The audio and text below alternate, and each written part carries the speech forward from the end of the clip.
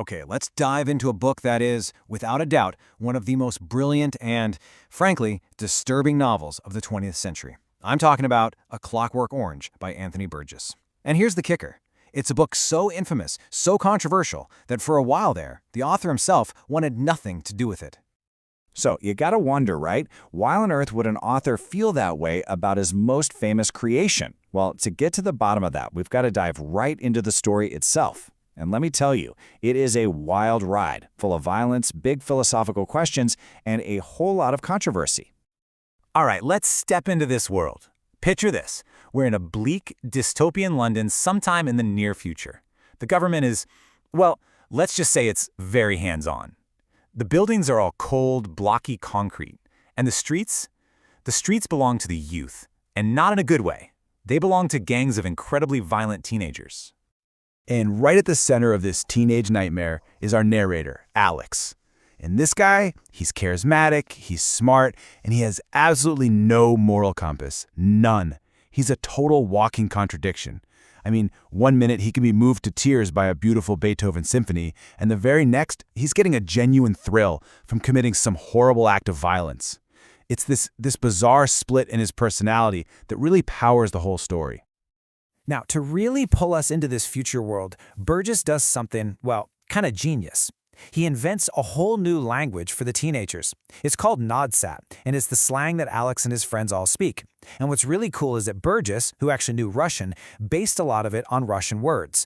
It's a brilliant move, really, because it immediately makes the world feel strange and futuristic. But it also does something else. It forces you, the reader, to learn the language, and by doing that, you start to see the world through Alex's eyes. So let's get you up to speed on some of the basics, so you're not totally lost. A droog? That's a friend. If you vidi something, you see it or you get it. Horosho, which sounds bad, actually means good or well, and moloko is milk, although the kind they drink is usually spiked with drugs at their favorite hangout, the Korova Milk Bar. Got it? Horosho? All right, let's move on. So, the book is really neatly broken down into 3 parts, and part 1, it just throws you right into the deep end of Alex's brutal world. We get to see exactly what a knight of the old ultraviolent really means. And you learn pretty quick that for Alex, violence isn't just a crime, it's more like a passion. And listen, this is a really important point to get. Alex and his droogs, they aren't your typical gang. They're not doing this for money or for turf. Nope. For Alex, violence is almost like an art form. He literally calls it artistic. They're in it for the pure, uncut thrill of it all. It's the rush they're after. This quote right here, this is the absolute core of the book's philosophy. See, Burgess isn't trying to make excuses for Alex. He's not blaming society or poverty or his parents. Alex spells it out for us, plain and simple. What I do because I like to do. He chooses to be evil because he gets a kick out of it. And that idea, the freedom to choose, that is everything in this story. So, a typical night out starts at the milk bar, getting hyped up. Then they hit the streets, maybe beat up a random person, get into a brawl with a rival gang. But then it escalates, big time. They steal a car, drive out to the country, break into a writer's home, and do the unspeakable.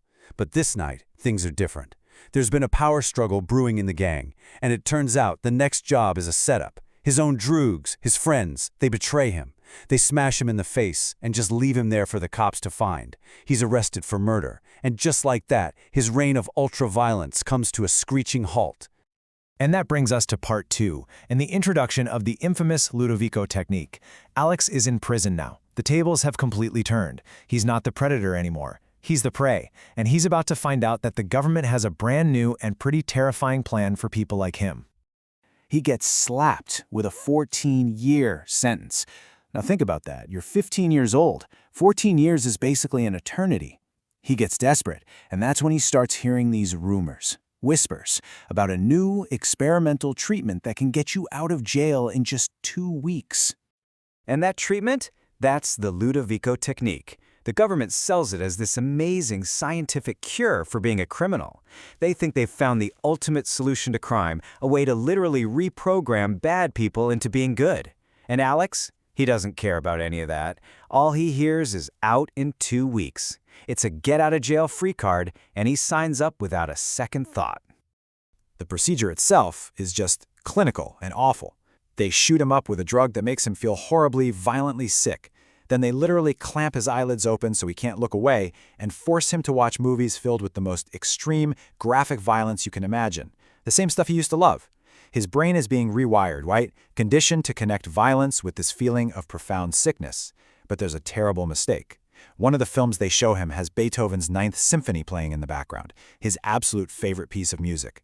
And that's going to have some serious consequences. Pretty much the only person who sees a problem with this is the prison chaplain. He raises the central moral question of the whole book. He says, look, true goodness has to be a choice. If you strip away someone's ability to choose between right and wrong, you're not actually making them good. You're just turning them into a machine. You're taking away the very thing that makes them human. Okay, so we're in part 3. The government declares the experiment a total success. Alex is cured. They release him back out into the world. But now he's about to find out what it's really like to be a man who can't choose, living in a world that is just as violent as when he left it. And this is where we finally get the meaning of the title, A Clockwork Orange. Burgess apparently got it from an old London slang phrase for something that looks natural and organic on the outside, like an orange, but is completely mechanical and unnatural on the inside, like clockwork. And that is exactly what Alex has become. He's a human being who's been turned into a wind-up toy controlled by the state. He can't even think a violent thought without getting violently ill. And the world he comes back to? It shows him zero mercy. He goes home and finds out his parents have basically replaced him, renting his room out to a stranger. His old victims see him on the street, and now that he's helpless, they get their revenge and beat him half to death. And then, in the most twisted irony of all, who shows up? 2 of his old droogs, who are now cops. And they get their revenge too. The ultimate predator has become everyone's favorite victim. So he hits rock bottom. And who rescues him? The very same writer he attacked way back in part 1. But this isn't about forgiveness. The writer and his anti-government friends don't see Alex the person, they see a symbol, a perfect weapon to use against the state. They end up torturing him by blasting Beethoven, the music now linked to his sickness, driving him so mad that he tries to end his own life. At this point, Alex has no control over anything. He's not even a person anymore, he's just a pawn in a political chess game. So Alex actually survives his suicide attempt. The government, totally panicked about the bad press, steps in and reverses the conditioning. He's back to his old self. And right there, with Alex imagining all the violence he's gonna do, that's where the story that most people know ends. But, and this is a huge but, that's not the real ending. Yeah, you heard me right. When the book was first published in America, the publisher just chopped off the last chapter. They didn't like it. And because Stanley Kubrick's legendary film was based on that American version, that dark, cynical ending is the one that everyone knows. And this one little change completely flips the entire message of the book. The version we all know ends with Alex back to his old self, fantasizing about getting back to the old ultraviolent. It makes the story feel like a statement on how evil is just unchangeable. But in the original version, with the real final chapter, Alex actually grows up. He gets older, he gets bored with violence.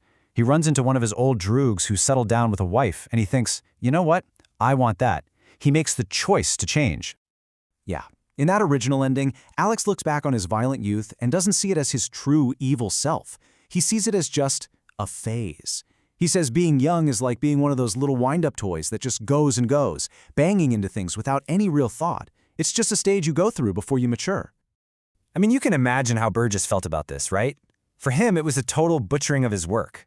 The book has 21 chapters for a reason. 21 is the traditional age of maturity. It was symbolic. By cutting that last chapter, the American publisher basically turned his novel about free will and the possibility of change into this dark, pessimistic story about how evil is permanent. And that was never, ever the point he was trying to make. Which brings us all the way back to the central, deeply uncomfortable question at the heart of A Clockwork Orange. The book forces you to ask yourself, is it better for a person to choose to be evil than to be forced to be good? It really makes you think that maybe what defines our humanity isn't whether we're good or bad, but that we have the freedom to choose for ourselves, even if that means choosing something terrible. It's a tough, provocative question with no easy answers, and it's exactly why this book is still so powerful and so controversial all these years later.